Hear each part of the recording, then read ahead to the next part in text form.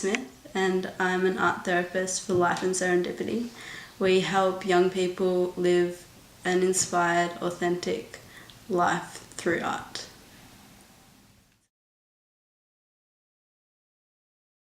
Sit down with the client and say, what do you need help with? What do you want to explore? Where do you want to go, or where do you want to look back? Because we can look back at the past, or we can take you where you are and look to the future.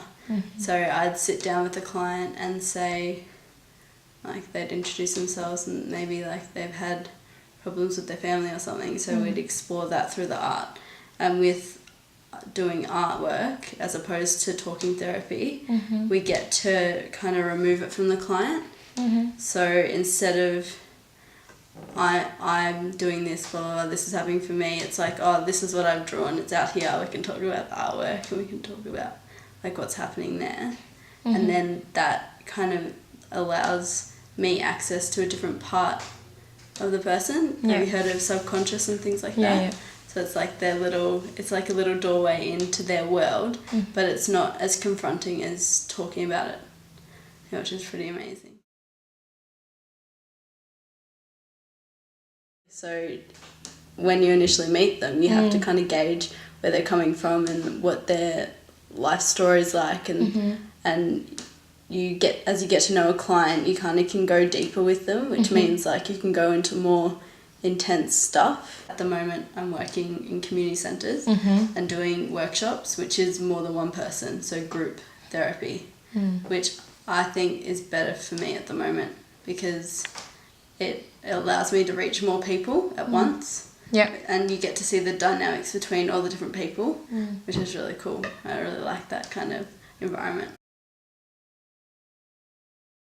There's a lot more women doing it than men, but in the business side of it, like I've found, like a man might go up to you and say, hi, how are you going, blah, blah, blah, this is what I do, and they're more like forward in like, I'm a business man, I'm doing this, blah, blah, blah, but I feel like as a woman I can't do that sometimes, but then I just go and do it anyway. Because like I don't want gender to hold me back, but I want to use it to like push me forward. And I've had so many powerful women in my life helping me out anyway. Like my mum's a businesswoman and she helps out as well with my dad's business, and like I don't know, so I've had a lot of influence around me. I think as women we do put ourselves on the back burner though, and that's something I don't want to do.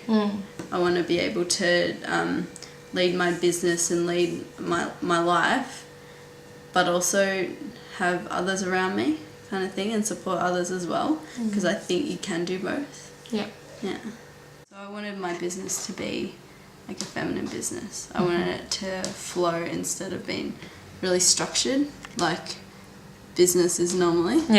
There's a theory that the masculine is giving energy and the women is receiving energy.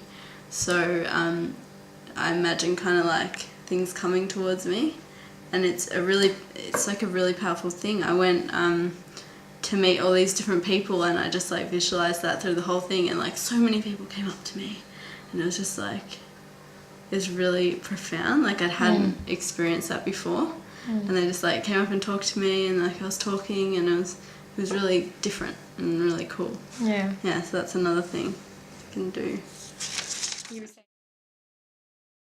Say yes to every opportunity. So 2014 I applied for YMCA Y Voice and I didn't get in, but one of the people called me up and said, hey, do you want to come on this camp, we need volunteers.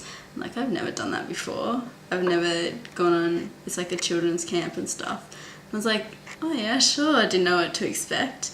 Got there and it was like the most life-changing thing. Like I think that's kind of, you know, you have those pivotal moments in your life, like that was one of them. Like that decision like launched me into all these other opportunities, like YMCA Launchpad with the social enterprise thing.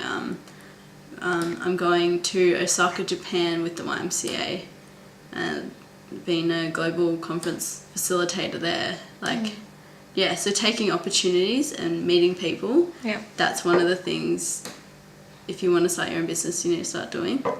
Number 2 was just start, like just rock up and talk to people and say, I have a business idea, who wants to help me out? Because people are so ready to help you out, because like I love to see people do good, like anyone would.